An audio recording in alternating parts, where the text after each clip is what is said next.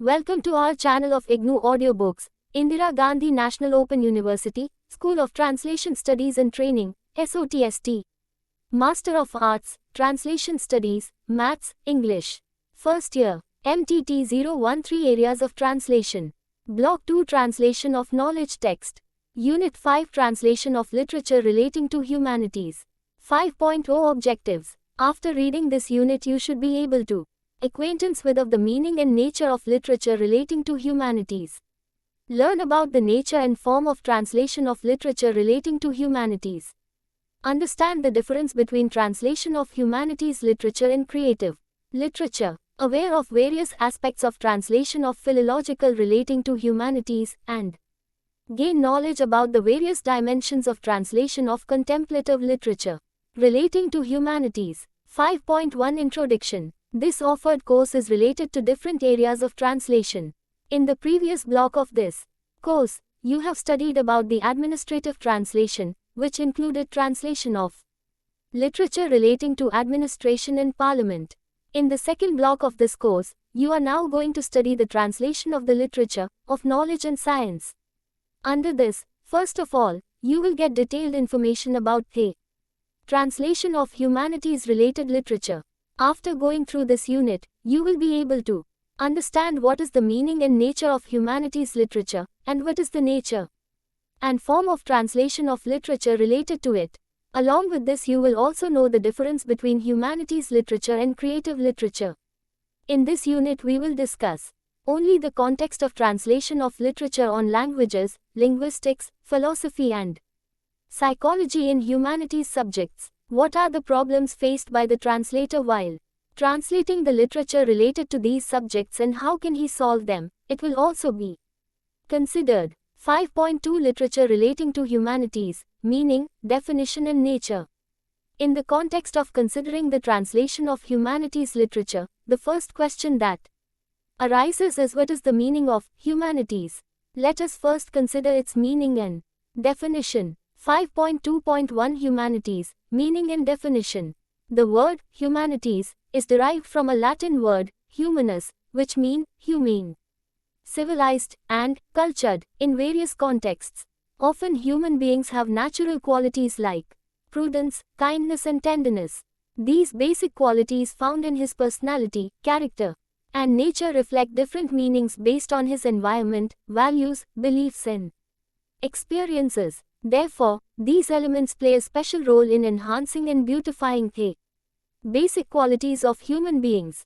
In the present context, humanities is a set of disciplines of knowledge, which are qualitative approaches to the study of different dimensions of the human condition and in the context of not using only one scale to define any subject committed to adopting. Unlike other subjects, humanities is not a group of scientific and technical subjects. It is relevant to mention here that should not be taken in the sense of other similar words, humanism and humanitarian. We should understand the difference in meaning of these words very well. The word humanities is used for a particular set of academic subjects. The meaning of humanism is reflected in the context of a particular philosophical school of thought, and humanitarian is related to any social concern and human interest. Now you must have understood the meaning of humanities very well. In this direction, some definitions related to humanities are presented here which will be helpful in clarifying the meaning of humanities. These definitions are as follows. 1. Under humanities come such disciplines which mainly study the human condition through analytical, critical or reflective means which are different from the means related to experience and observation adopted in the field of natural and social sciences. 2. Humanities is that branch of education which includes subjects like arts, classical texts, philosophy, history, psychology etc. 3. Humanities is the study of literature, languages, philosophy, arts, etc. and not mathematics or science. 4. In humanities, the subjects of classical texts, foreign languages, linguistics, literature, philosophy, religion, etc. often come. It is clear from the presented definitions that humanities means the study of arts-related subjects such as painting, sculpture, music, dance, drama, literature, language, philosophy, etc. In the context of knowledge, all these subjects, areas are different branches of study of human feelings, emotions, thoughts, and relationships. Therefore, the study of art is the study of human beings only. Since humanities is the study of art-related subjects, it is concerned with the importance of human form, its feelings, and its emotional expression. It is also worth mentioning here that humanities focuses more on the exchange and analysis of ideas and feelings of human quantity, rather than on the creative expression of art and numerical interpretations of scientific subjects. 5.2. 2. Humanities, nature, literature, is a very broad term in itself. In fact, the entire body of knowledge is the accumulated literature. Under this, all the achievements of subtle knowledge are included. From the general introduction of things, it is also used in the sense of the accumulated store of knowledge, i.e., complete literature, and also only in the sense of creative literature. When the word literature is used in the sense of complete literature, it becomes indicative of the broad meaning of literature, and when in the context of creative literature, it becomes indicative of limited, narrow meaning. But this field division does not end here. To get information about the literature of humanities subjects, it is necessary to understand the subtle classification of the entire literature. For the sake of convenience, the entire literature is mainly divided into two parts. These are 1. Literature of creative subjects, and 2. Literature of non-literary subjects, which is also called literature of classical subjects. 1. Literature of creative subjects. Creative subjects include literature of pleasure in which there is predominance of emotion, feeling or sensation. Creative literature includes literature written in various literary genres. For example, drama, novel, short story, poem, essay, autobiography, biography, diary, memoir, reportage, travelogue, etc. 2. Classical literature of the subjects. Classical, non-literary subjects include knowledge text of different subjects. Knowledge literature can also be further divided into two major subparts: A. Science-related literature, and B. Literature relating to non-scientific subjects. A. Science-related literature includes natural science and social science literature. On this basis, science-related literature can be divided into two parts: U. Natural science-related literature, and E. Literature on social sciences. Physics, chemistry, medical science, geology, biology, botany, computer science, engineering, mathematics, environmental science, etc. are included under natural science literature. Political science, economics, sociology, anthropology, agricultural science, library science, home science, history, geography, tourism, etc. are included under social sciences literature. B. Literature relating to non-scientific subjects includes subjects other than natural sciences. Non-scientific literature can also be divided into two parts: literature of information-oriented subjects and literature related to humanities subjects. Information-oriented literature includes mass communication and journalism, administrative and official, commercial and banking, legal literature, etc. Humanities subjects include languages, linguistics, psychology, philosophy, spirituality, religion, logic, criticism, etc. Out of languages, linguistics and criticism are called philological humanities. Literature, etc., and philosophy, spirituality, religion, logic and psychology are called contemplative literature relating to humanities. This thematic classification of the entire literature can be easily understood with the help of the following diagram. Look at the screen. Thematic classification of entire literature. It is clear from the above diagram that the subjects of humanities includes languages, linguistics, psychology, philosophy, spirituality, religion, logic, criticism, etc. Also, it can be said about these subjects of humanities that there is often a combination of different types of trends, such as factualism, informativeness, idea predominance, thinking predominance, and conceptualism, etc. These are called humanities subjects, but it is also worth noting that they Nature of all these is not of the same, but of a mixed type. Therefore, there is some difference in the form of all of them. It cannot be the same because it is natural that the form of literature of all subjects of the same nature is of the same type and the form of literature of subjects of different nature is different. On this basis, it can be said that the form of literature related to languages and linguistics and the form of literature related to esoteric and complex ideas, thoughts like philosophy and psychology cannot be exactly the same. There will be some difference between them. It would not be inappropriate to mention here that it is not necessary that the classification of different types of literature in this unit should be universal. In fact, there may be a possibility of slight differences in this classification. Many opinions are prevalent regarding humanities subjects as well. Some people, sociological and information-oriented subjects, are also in favor of keeping them under humanities, and some prefer to keep them in separate sections.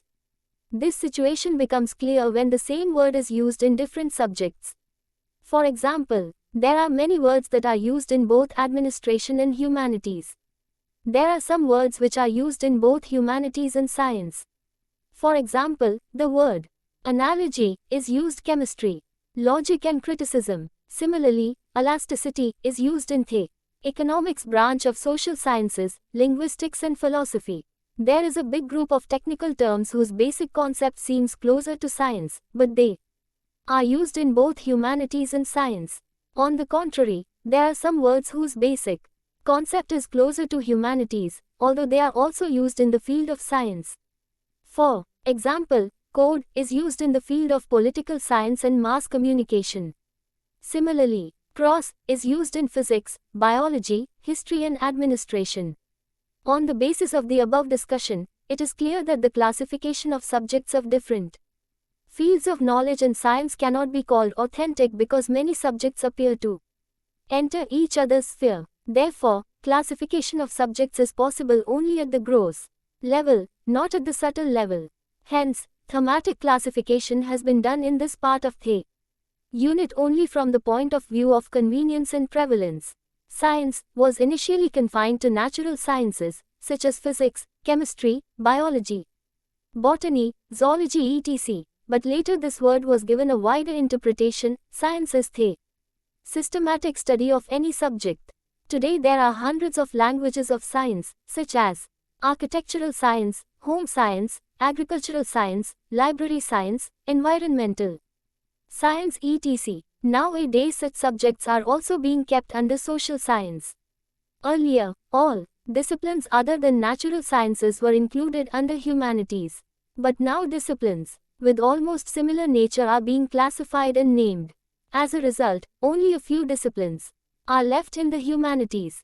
In this unit, discussions will be held only in the context of languages, linguistics, psychology and philosophy subjects under humanities. These include languages and linguistics such as philological subjects and philosophy are included.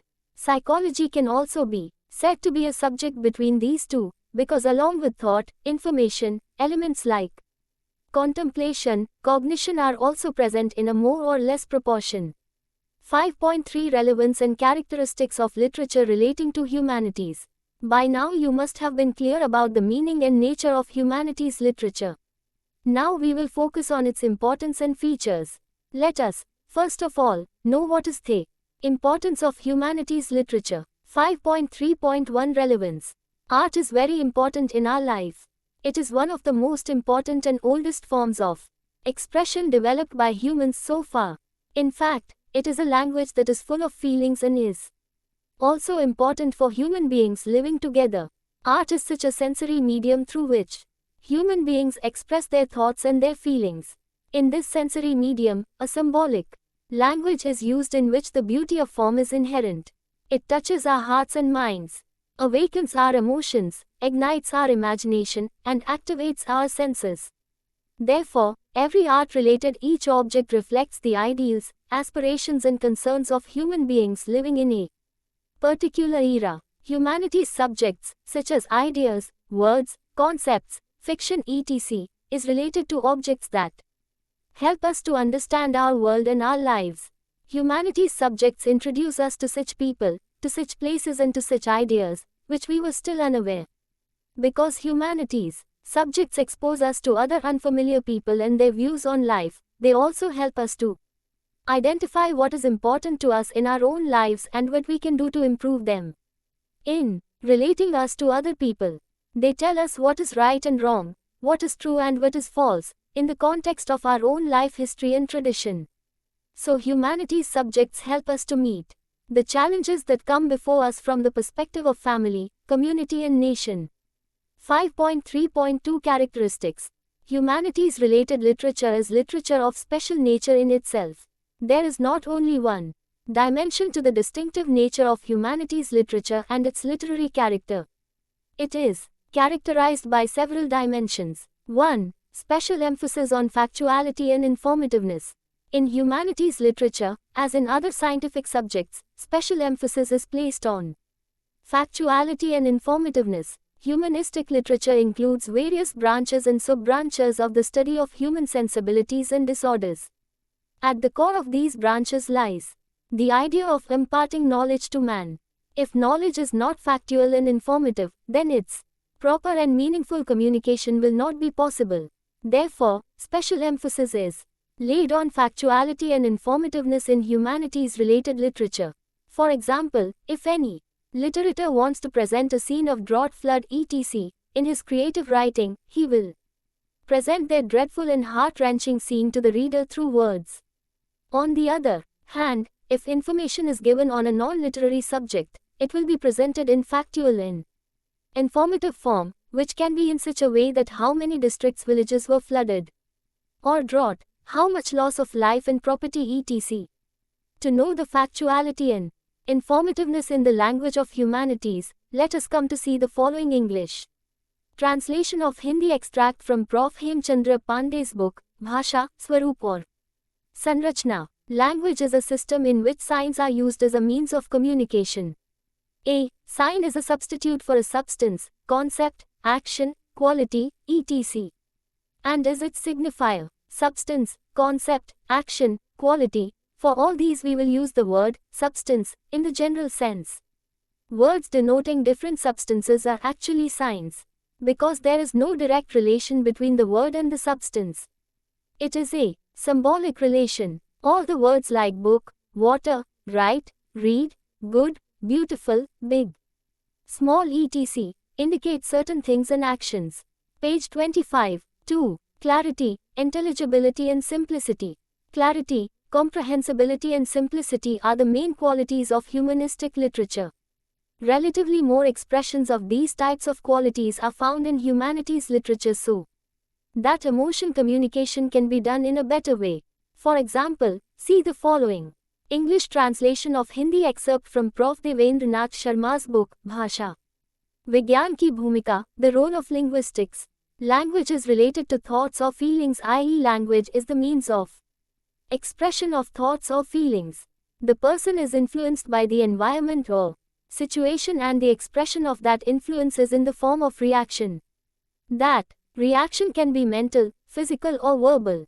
When we see or hear something unpleasant, our mind becomes agitated and upset, which is the result of our mental reaction. If a particle of fire falls on our feet from anywhere, we immediately remove the feet. This is our physical reaction.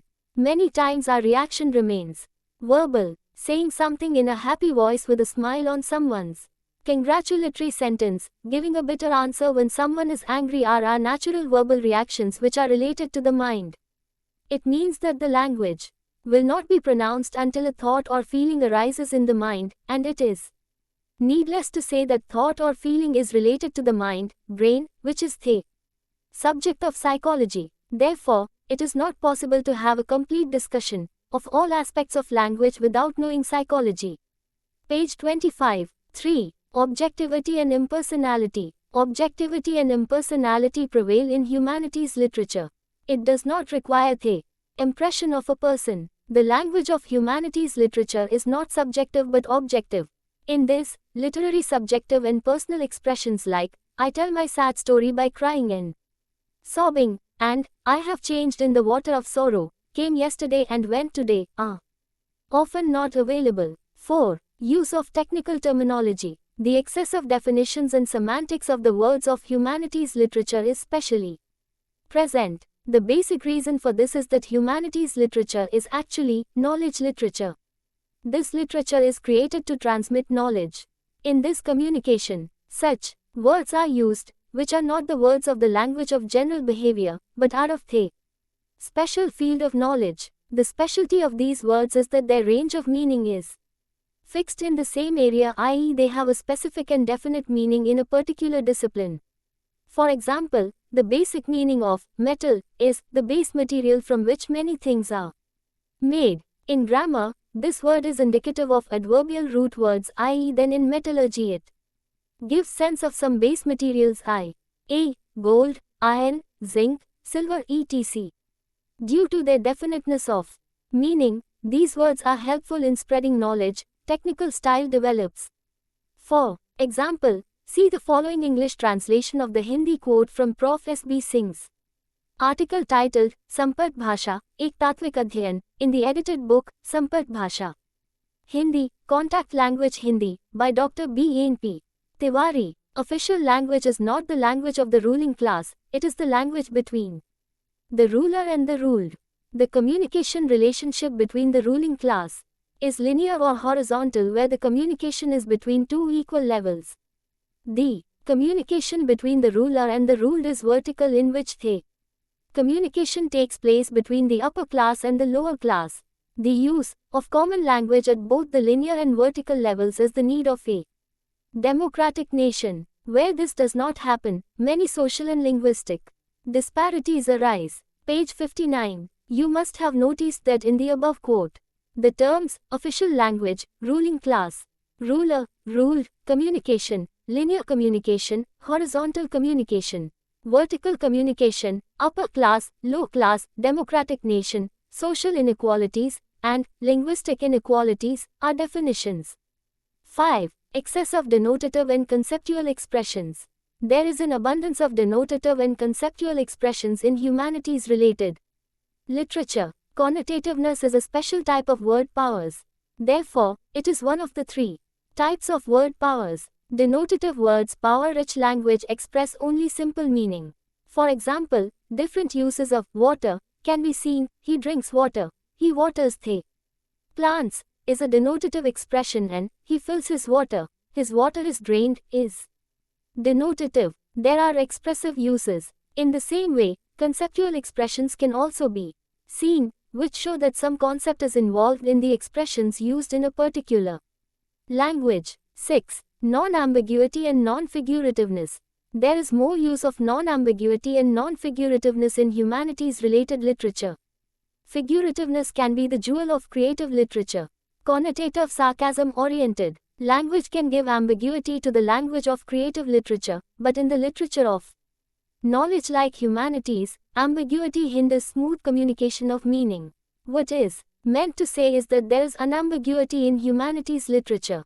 As already mentioned, in the language of humanities literature, special emphasis is laid on factuality and informativeness, but this is possible only when his language is unadorned. Non-ambiguity and non-figurativeness make humanities literature lucid and comprehensible. All these features differentiate humanities literature from creative literature.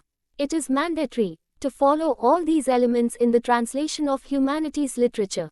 5.4 A debate on nature of translation of literature relating to humanities. The success of any type of translation depends on the nature of its original language text.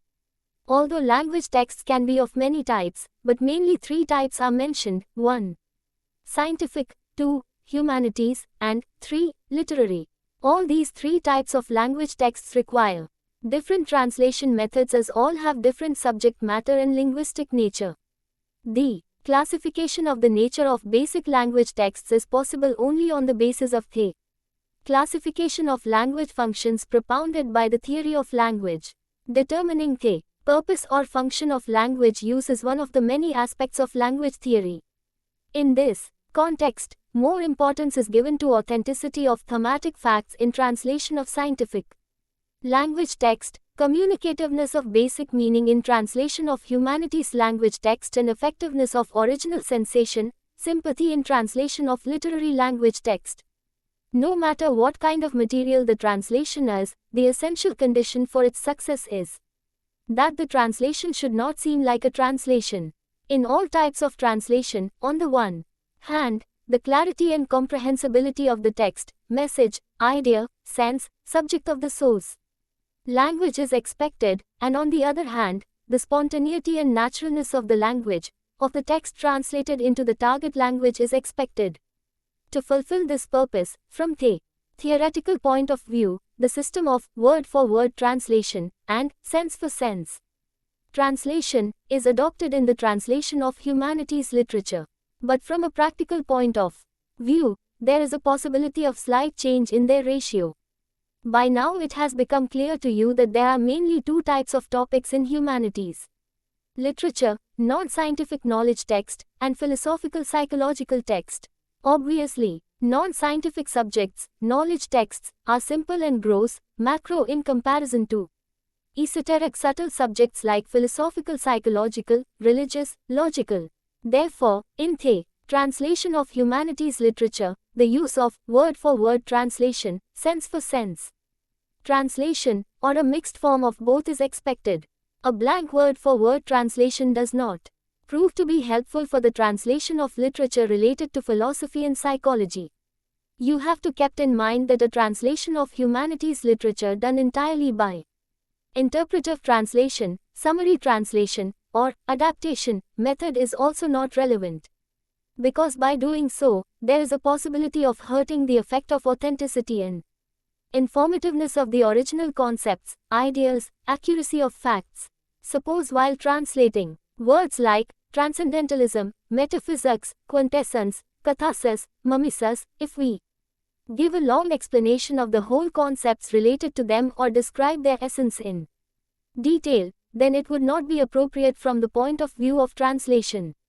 Reading such a translation, the reader will get confused and the translation will not be comprehensible to him. Similarly, if we start describing all the branches of psychology in detail while translating the expression like study of behavior, like normal psychology, abnormal psychology, child psychology, animal psychology, social psychology, developmental psychology, practical psychology etc., then it would also not be appropriate. Explanation of Hindi words like karma, soul, death, rebirth, God, jiva, heaven, hell, essence, virtue, telling the essence cannot be called appropriate from the point of view of translation. The expressions in which this type of vocabulary is used should be translated smoothly and fluently. Footnotes can be used extensively in this because it is necessary to inform the reader about concepts. Otherwise, the reader will not get any benefit from that translation because he will not be able to know the original words, phrases, expressions related to the particular subject of the source language. Although there is no place for freedom of translation like creative literature in humanities translation, still some leeway can be taken for the clarity and authenticity of the subject and facts, especially in the translation of philosophical psychological subjects. In this way, it can be said that the method of translation in humanities translation also varies according to the subject, such as the translation method of linguistics, languages etc., will not be exactly the same as that of esoteric and complex subjects like philosophy psychology. Most of the scholars are of the opinion that the expression skill is not as important as the topic, ideas, feelings in the translation of humanities literature. Johnson's views are relevant to justify the principle that translation is the transfer of meaning from one language to another. To some extent this seems to be true in the context of classical subjects and especially non-science subjects. Well-known translation thinker Tytler, while expressing his views on translation, has said that there is a clear difference in the tendency and innate nature of different languages. For this reason, the general opinion is that the translator, after assimilating the thoughts of the original author, should properly express them in his own words, paying adequate attention to the meaning and significance of the original. As much as this statement of Tytler is applicable to literary translation, it is also applicable to the translation of humanities literature. Therefore, for the success of translation of humanities subjects, any competent translator tries to communicate in his vocabulary according to the nature of the translated language only after knowing and understanding the meaning of the original text. Only in such a translation done by the translator can the reader of the target language get the same pleasure as the original work. 5.5 Translation of Humanities Literature. Prerequisites. In the last two sections of this unit, you have become well acquainted with the meaning and nature of humanities literature. Let us now consider the prerequisites for translation of humanities literature. It has many dimensions. For example, for the success of translation of humanities literature, which translation method should be adopted, what type of language should be used, and what things should be kept in mind by the translator. 5.5.1 Sound knowledge of the subject area. In the translation of humanities literature, it is also necessary that the translator has sound knowledge of that particular subject, field, otherwise he will not be able to translate it or do justice to it. This type of translation is often very important in the context of subject, research, survey, project, teaching and teaching mediums. It is often not possible for a translator to have sound knowledge of more than one subject. The translator is successful only when he reaches the reader as close as possible to the meaning of the original work and immerses him in the original spirit. The problem of a translator is not limited to a good knowledge of both languages. He has to first immerse himself in the subject he has to translate and then internalize its subtleties. Only after establishing complete knowledge of the original subject and identification with the inspirational purpose, it will be able to get success in translation. For example, in order to translate any religious material into English, the translator must have knowledge of the Bible, specifically the Old Testament. Similarly, without the knowledge of Hindi Vedas, Puranas, Upanishads etc., foreign scriptures cannot be successfully translated into Indian languages. To translate cultural literature, the translator must have sufficient knowledge of both the cultures and the environment. In its absence, knowledge of both the languages will also be of no use to him. It is also necessary to be familiar with the lifestyle, customs and social beliefs of the people in whose language the original work is written. Sound knowledge of that subject, field is also required while translating humanities literature. Otherwise the semantic damage to the original concepts and factual authenticity may be done. 5.5.2 Use of technical terminology. Two things are very important in the translation of humanities literature: thought and expression. In other words, it can be said that sound, adequate knowledge of subject matter and language style is necessary for any translator in humanities translation. As far as language style or linguistic expression is concerned, terminology plays a special role in it. Therefore, in the context of translation of humanities literature, it becomes necessary to consider the kind of technical terms used to communicate the subject matter of the source language and the target language at the level of language. For this, first of all we have to understand the difference between common words and technical words.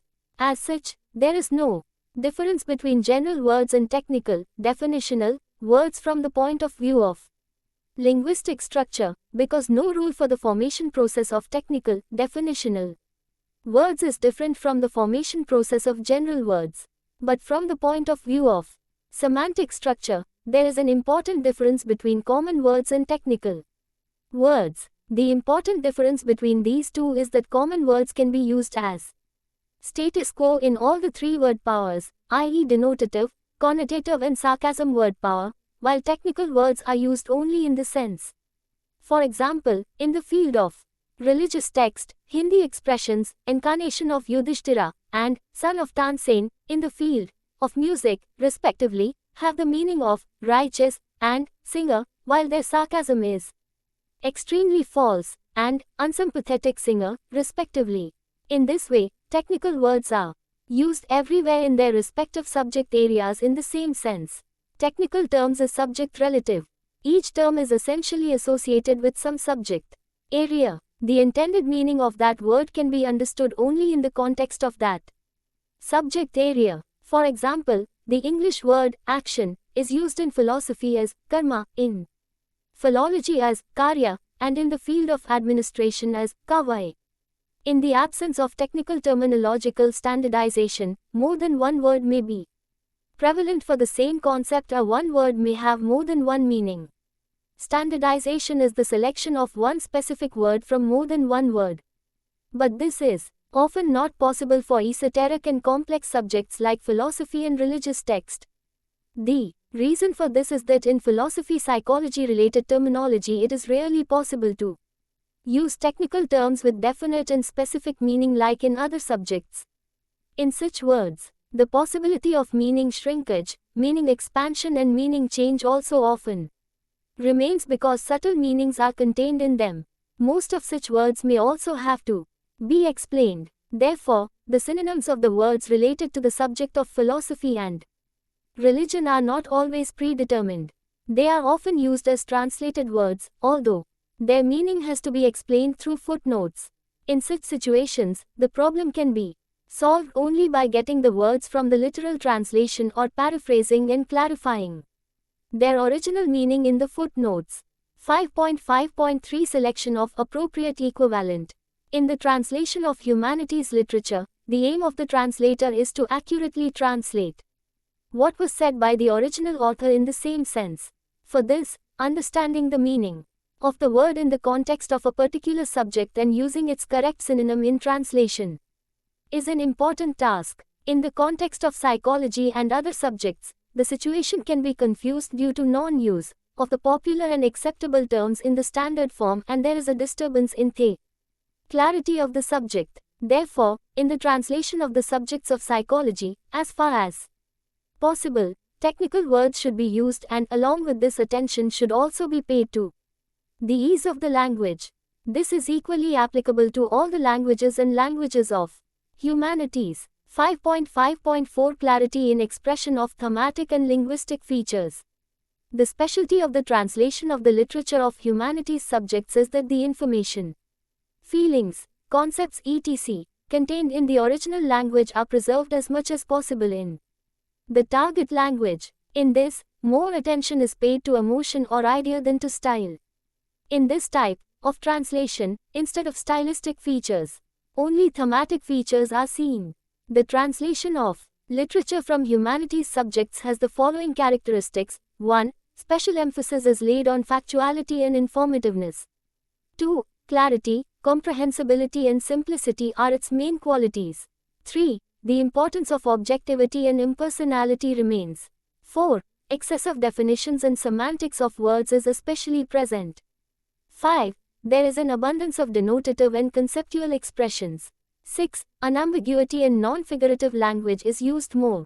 All these characteristics distinguish the translation of humanities literature from the translation of creative literature. It is mandatory to follow all these elements in the translation of humanities literature.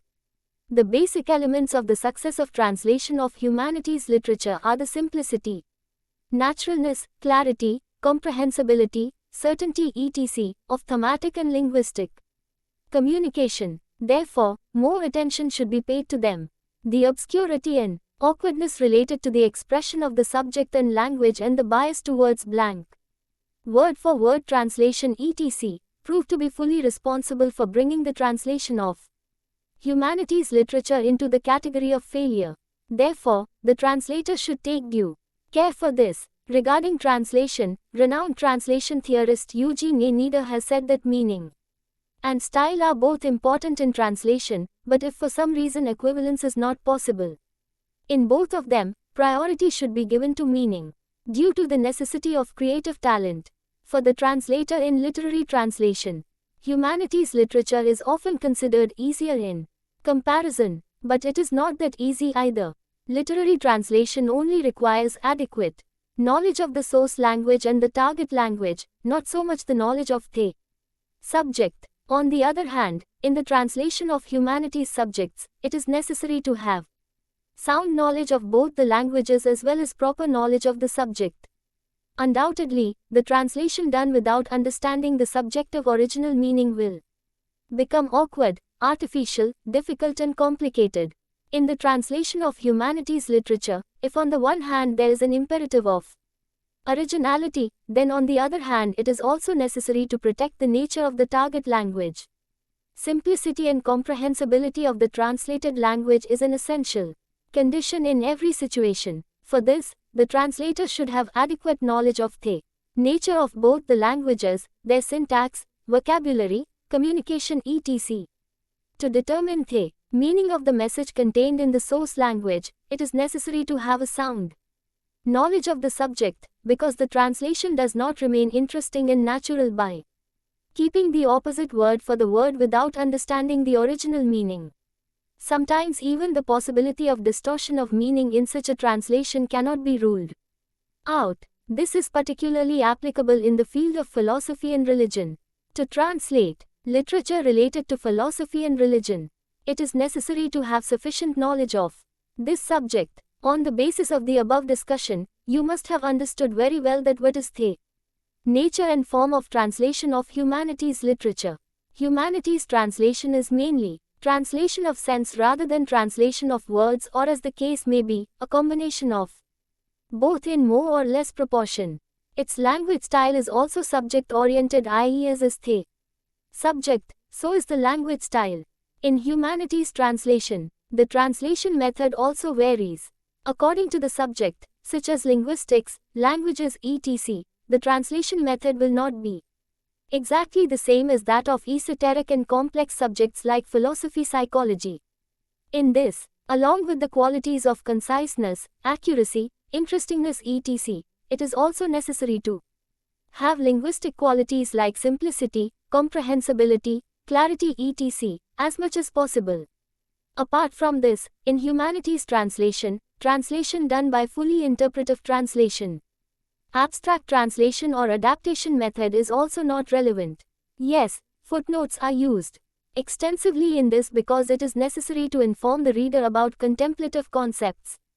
If this is not done, the reader will not get any benefit from that translation because he will not be able to know the original words, phrases, expressions related to the particular subject of the source language. Although there is no place for freedom of translation like creative literature, in humanities translation, still some liberty can be taken for the clarity and authenticity of the subject and facts, especially in the translation of philosophical psychological subjects.